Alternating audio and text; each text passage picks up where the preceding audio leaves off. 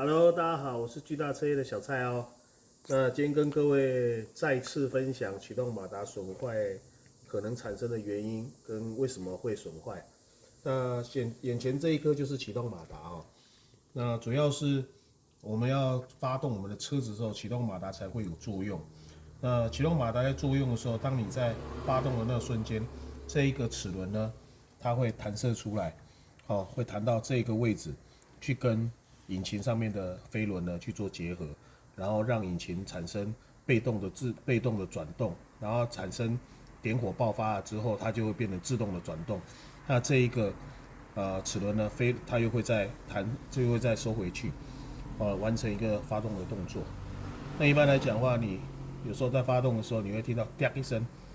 如果电瓶确认电瓶是有电的，真的是有电的，你按了启动马达“啪”一声，没办法转，连引擎转的声音都没有，那基本上就是代表这一个齿轮呢没有办法弹射出去，没有办法去启动我们的飞轮。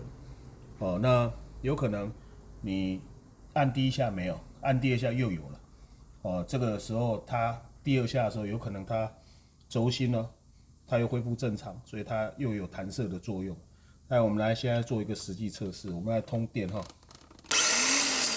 你可以看到，这启动马达，它只能弹射到中间而已，它没有办法弹射到最外缘。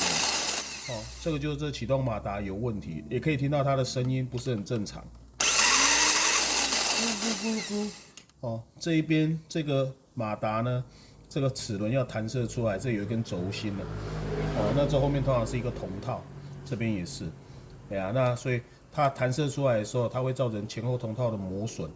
那所以时间用越久的启动马达，前后铜套磨损的话，这一根轴心就会产生偏心的现象。那这里面是气包线嘛，它会产生磁场。那它只要说没有办法在正中心的时候，这个弹射出去的力量就有差。所以像现在你可以听得到，其实它的前后铜套已经是磨损的非常严重，所以声音是这样，稀里呼噜稀里呼噜的。但是因为你发动的时候就只有几秒钟的时间就发动起来，所以你不会去在意这些声音，除非你像这样做测试。简单跟各位分享。如果你电瓶是有电的状况下，但是没办法启动，听到“啪”一声，偶尔能启动，偶尔不能启动，或者完全不能启动的话，那代表启动马达损坏了。好，巨大车业，我们下次跟各位分享哦，下次见，拜拜。